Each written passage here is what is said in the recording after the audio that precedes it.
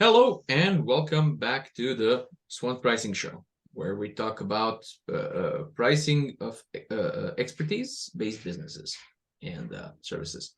My name is Filip Vucic. I'm a pricing mentor. And I am Filip Zolota, the owner of Growth Marketing Agency Mauria. Welcome. Cool. Today we are talking about scope creep in general, which would be well, we made a deal that we're doing this, but now we're also doing that. Could you also do this? And I'll judge you if you say no, right? And of course, the price all the while stays the same because a deal's a deal, right? Mm-hmm. And this is one of the strongest arguments of people wanting to charge per hour, because if scope creep happens, then they simply charge for it. Now, the problem with that is,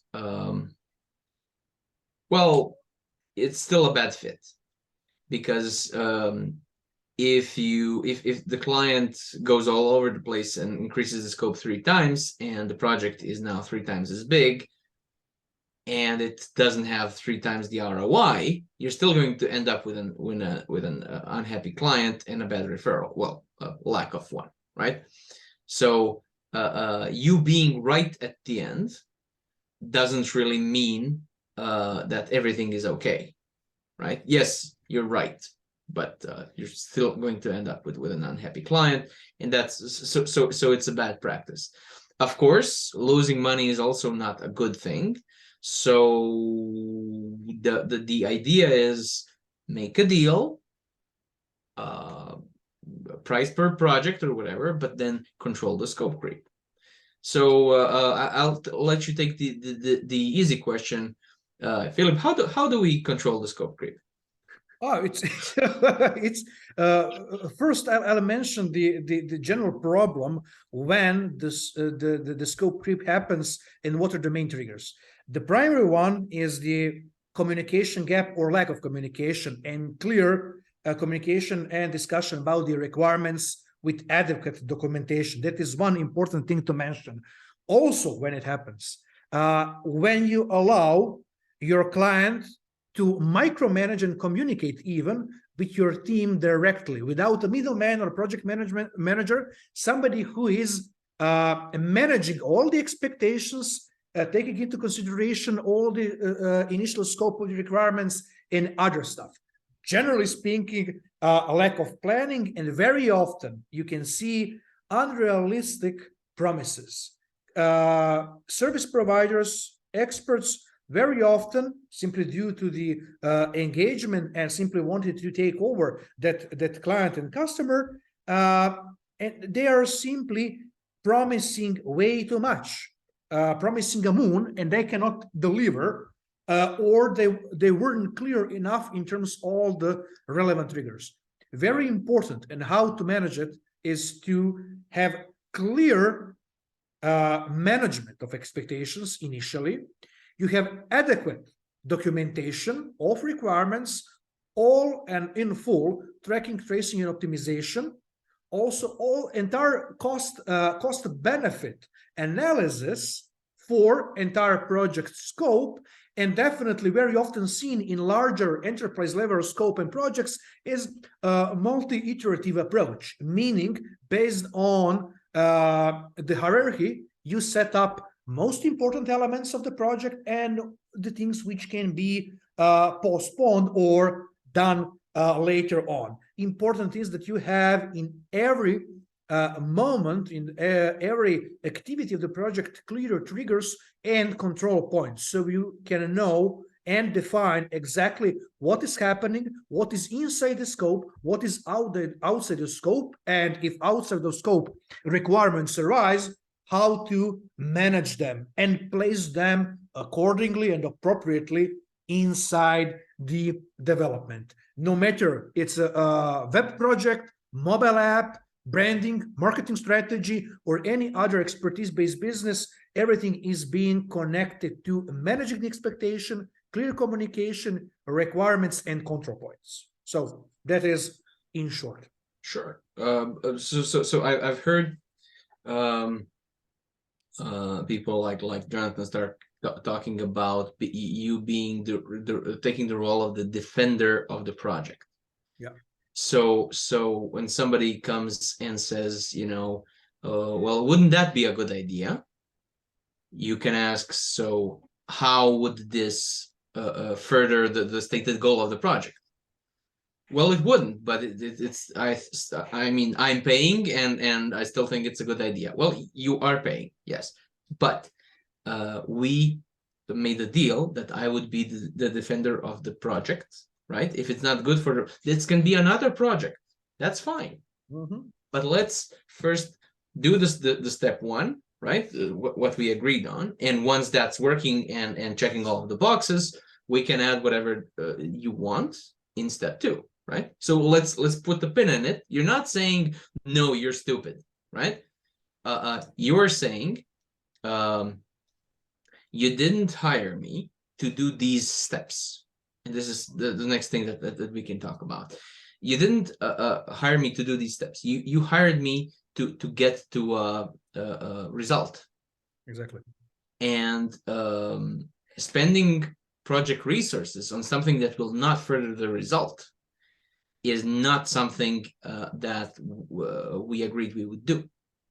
So as per our agreement, that's not what you paid me for, basically, right?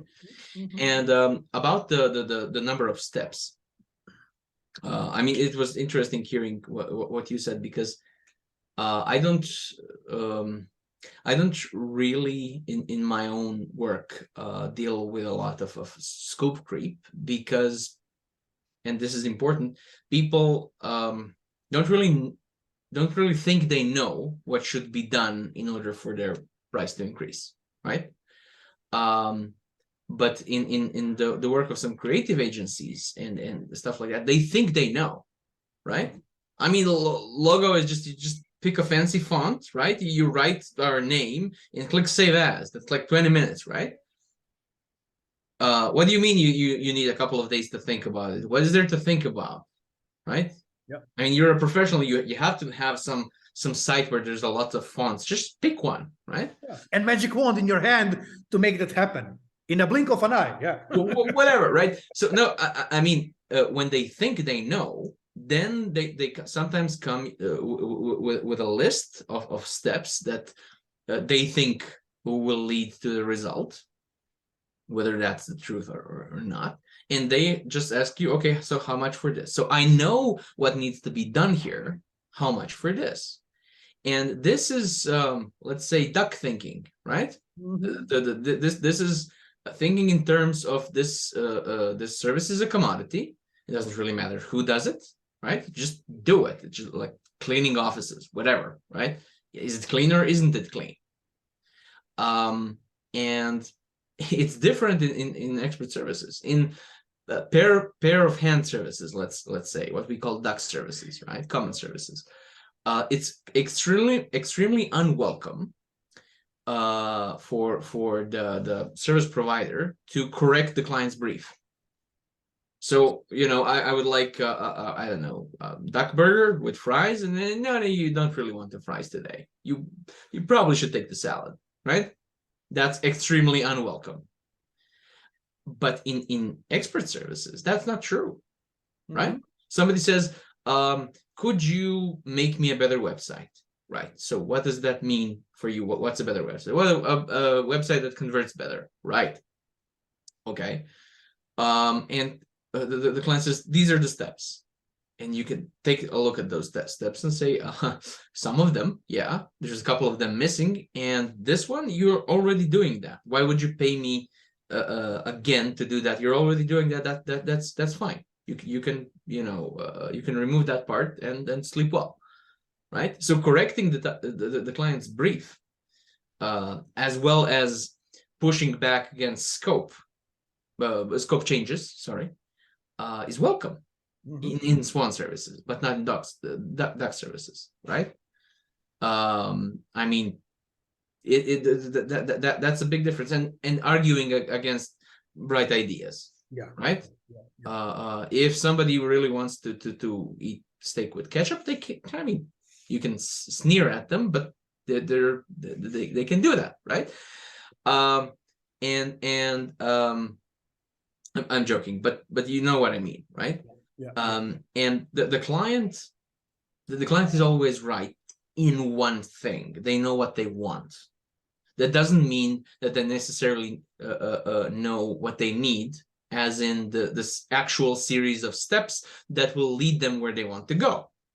So there's a good reason why a brain surgeon doesn't ask, so how would you like me to operate on your brain? Because I mean, it's trivial, right? You just cut this open, right? And then cut out the bits which are bad, right? And what about the skull? Oh yeah, the skull. Yeah, there's a skull in there, right? I mean, it's normal to forget about the skull, right? You look at it every day. It's a part of you. It's covered in skin. Of course, you're going to forget your own skull, because, right? And that's why you don't do it. But people clients often feel like they should be the one that make the scope, and that's not true. Yeah. The expert is the one that makes the scope, Absolutely. in order to get the client where the client wants to go. And once that is true, firstly, it gets easier to price on project. And also, it's easier for you to then to step into the role of the scope protector, of the project protector. It's not scope protection. If a client comes up with a genuinely better idea that will maybe affect 10% of the work, right? But it will obviously lead to a better outcome. It's rare, but it can happen. Yeah. Sure. But that's not the scope creep that people are worried about. Not really. If I'm not mistaken, right? What people say is then they said, oh, and can we do like 70 revisions until my grandma is happy with this, right? That's not what it is, right? How will so do you sell to people like your grandma? No? Okay, so how will going along with her opinion help what you want to achieve, which is a website that converts better in any way, shape, or form, right? It's not, I don't like this. It's not about liking this. Exactly. It's about whether it would achieve the stated goal or not, right? Yeah, we mentioned that example some time ago when I mentioned one of my cool examples when the client wasn't satisfied in terms of the layout for the website we have created for them, and yeah, I don't like it. The point is that it is not being made for you to like. It's for your clients and customers. But I'm paying it. Yeah, you're still paying it, but we are doing it, making implementation of automation, entire sales funnel, etc., so your business can thrive, so you can earn money, not for you to like your website and be happy about it, and that is the LDL goal and your desired state. I mean, sure, you can make a website that only you like, but you're not going to get the business outcome out of it, and that's not the business that I'm in. I'm not a postmodern painter that works in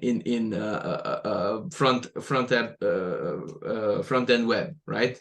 It's that's not my business. And the type of thinking of, but I'm paying for it, that's the pair of hand services kind of a thing, right? It can't possibly be that different. Yes, it can. It really can be that different. You can come in with some you can be sharp, you can use logic, you can solve many kinds of different problems, but you still don't know what you're talking about here. You are swinging in blind. Yeah, simply guessing, and that is very often happening in the conversation when people, the service providers, have in dialogue on the other side somebody who is very smart, who knows his job, a ton of things, and they're stepping back. He knows his stuff. No, he doesn't. He doesn't know what you are bringing on the table due to your knowledge, skill set, and expertise. So no stepping back, not doing the scope according to their idea. You need to have, as you mentioned previously, full control over that specific scenario. This is a big difference, I think, between creatives who are typically employed over like Fiverr, right? They will do what you tell them to do. If you tell them to do something completely unnecessary or even damaging, they'll still do it. They'll know it's damaging, But still, but you know, you're paying for it. yeah. Right? If you're paying me by the hour and you want 50 revisions, good. Right? You're not going to get any value, any additional value out of that. It's going to be hugely unprofitable. But you wanted it, right? That's not my fault. You're an idiot, right? I think as experts that we should definitely not adopt that stance. Absolutely. Expert services should be about you providing what you know first and what you can do second, right? So my example here is this is something that is often mentioned in the creative agency space, where people do like 70% of the work for the pitch, right? And then they itemize doing things, yeah, according to the idea, right? But if the client says no, then like most of the work, most of the actual know-how is completely wasted, right? So it's about if I'm writing something for somebody and I go and spell check it, I'm not going to itemize spell checking, because it's implied. But yeah. me knowing how to write this is what they should pay me for, not spell check. And I'm going to do that, but it doesn't matter, right? That's just implementation, right? We will talk about just implementation takes skill, and implementation takes maybe 80% of the time, but they could get somebody else for implementation, and it's fine. It is fine. If somebody wants to take me on for the thinking part, the knowledge part, the solving of the problem, and then I make a list of things that need to be done, and somebody else goes and does it, I'm completely okay with that. But like 80% of the cost of that project is going to be my thinking, because that's what solved the problem. And they can do the steps themselves, or they can leave it up to me, or they can also, or I can find somebody who will do that. That's not the point, right? I like to say that's like spices in a dish. A dish would be unedible without spices, but you're not paying for the spices. You're not you're paying for the fish, but you're paying for the meat and potatoes. That's what you're paying for, which would be almost useless without spices. Still, you don't specifically say, yeah, I went there and I paid this. No, you ordered a steak, which came with some salt and pepper on it, yes, and rosemary and whatnot. That's not so. I think that the flipping this the duck swan way, what we're talking about here is flipping the idea that you're being paid for what your hands do and not what your head does. Your head needs to be your body of knowledge needs to be what you're charging for, yeah, right? And that needs to be like the major part of the scope. And then you won't have that many problems with implementation and this and that, because if you charge well, this is my way of approaching the scope. You talked about yours. This is scope creep. If you charge enough initially, then there's you have enough money to be tolerant of minor changes, of minor, flips and flops and changes of direction. If everything is, skin tight from the beginning, and every hour is accounted for from the beginning, and then a bunch of new hours come in which you can't charge for without losing a client or losing the client's goodwill, that's a problem.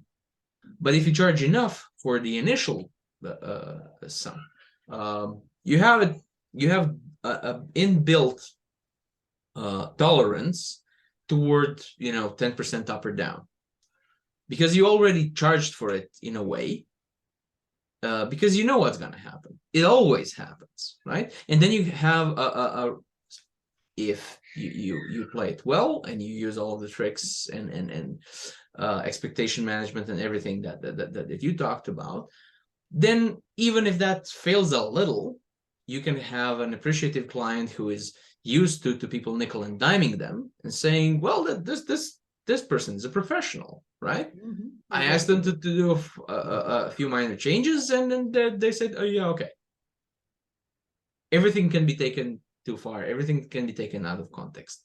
But I think in combination of you charging for the right thing, which is the knowledge, and you managing expectations, and I think this was your point. You basically create the sense that they can trust you and they can let go of the wheel. Yeah, which they we have in terms of activities, very good setup in terms of the control points. We are practicing a paid consultancy session, which is being called workshop. Workshop is definitely not cheap, but the point is, inside the workshop, we are doing the smart conversation, the ideas, the know-how, consultancy, managing the expectations, checking out the actual state, and also we are receiving a look and feel how we can also cooperate in the future. Does that relationship has the perspective? In case we are not a good fit, they'll receive a summary conclusions consultancy session with adequate value, after which they can go to somebody else. And we haven't wasted a time, meaning resources, for the promise of maybe, because a lot of experts are giving away their best just to take the client, which is counter of mere logic. The point is, if you are doing any kind of consultancy that needs to be paid for, you're helping and supporting that endeavor. If you can align, cooperate, push forward. And to mitigate the risk for the client and his perspective, you can later on say, okay, if you are paying for the workshop, for the consultancy, if we are entering a business cooperation, we'll be deducting full project scope for the paid amount for workshop session. Yes. And it's fair. If you don't end up on the same pages, on the same boat, meaning working together, fine. Because most expertise-based businesses and businesses overall are wasting so much time for mentioned promise of maybe things which are never happening, several iterations of communication, maybe this, maybe that, without clear expectation. And this way, you have full control, managing the expectations, providing the structure, because you are the one in control, and that is important. And things are being covered with that approach. And also very important, later on, you receive and you sync with people who are like-minded, with whom you truly have a perspective for business cooperation and growth. And most of those who are not a good fit, they're being eliminated immediately through the initial price of the consultancy session and the workshop, or through entire process. And you don't have wasted resources on both ends. Is the magnet, right?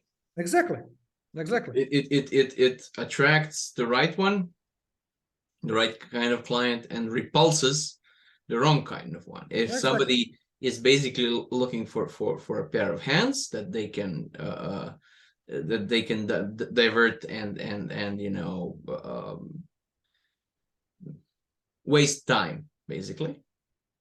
Then they'll be repulsed by such. What do you mean you're going to charge me to get the scope, right? Yeah. Well, yeah, that's how you know you'll get the good scope, because we don't know that yet. So yeah, you have an idea what you would like. That doesn't mean that's the scope. It really shouldn't be, right? Exactly. And if they insist on that, well, good luck. That sets the completely wrong tone, and unless you have no other choice, you should probably not work with them. If you don't have any other choice, sure, work with them, try to do your best, try to see things where things will fall apart, and then mention it in a way that is easily documented, right? So you call up somebody and say, listen, I can see this could happen, right? Or I can see this started happening, we need to stop it. And then maybe they dismiss you, maybe they say sure and forget about it. What you should do in that case, I think you'll agree, is to follow up the call, maybe CC to somebody else, depending on how brave you feel. But even if only to them, it's still, you email them, hey, just as a way to memorize what happened, we talked about this, I warned about that, you told me this. Is my recollection correct here? Because if it's not, simply tell me what I did wrong, and all. And mostly 95% people will take a look at it, say yeah, pretty much, and not answer anything. But you directly ask them, was there something in your recollection that was wrong? And if it wasn't wrong, then obviously they took that in, obviously they heard that, right? So when something happens, you have a string of proof that you were talking about that. And so people could start push back, then say, no, that's not what you told me, but you have a string of Yeah. So it's a band-aid. So I think there was a military doctrine somewhere that says a pistol is not a weapon. A pistol is a tool to get to your actual gun, which you shouldn't have lost in the first place. Right? So in battle is right. So this is not something that you should do. But if you find yourself in that situation, would you agree that's a good course to salvage a bad situation? Cool. I think this is a broad subject. Maybe one at some point we'll return to it. Yeah. And on the matter of scope, the thing that I would like to talk about next time is how do you make options in your proposals without affecting scope. So without saying, aha, okay, so you don't have the money, what don't you want? It's a viable thing to do, but it's not the only thing that you can do. And I would like us to talk about that next time. Yeah, right? A good one. I agree on that. Cool. Philip, where can people find you? On LinkedIn, because I'm quite active, and also on my agency page, maoyo.agency, and my consultancy practice, maoyo.consulting. Cool. I'm also on LinkedIn, but also on YouTube and TikTok under Fearless Pricing, and I have tangential relationship toward a finish line of fearlesspricing.com. Thank you. Thanks everybody for your time and attention, and I'll see you next time. Yeah. See you. Take care. Bye bye.